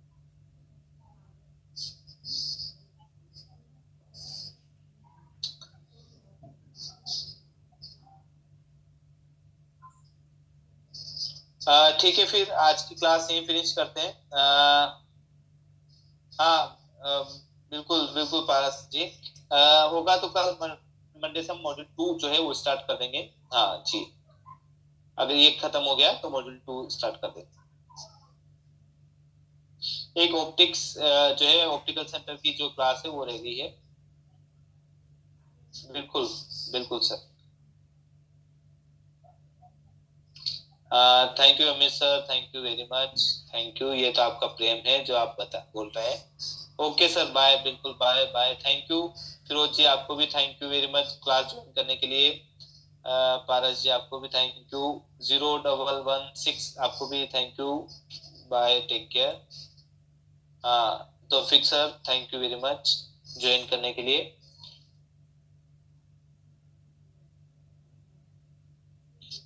ठीक है फिर आज की क्लास यही फिनिश करते हैं। कल जो है मंडे के दिन राइट टाइम पर मिलते हैं, और ये अपना जो है टॉपिक जो बच गया है उसको हम फिनिश करेंगे।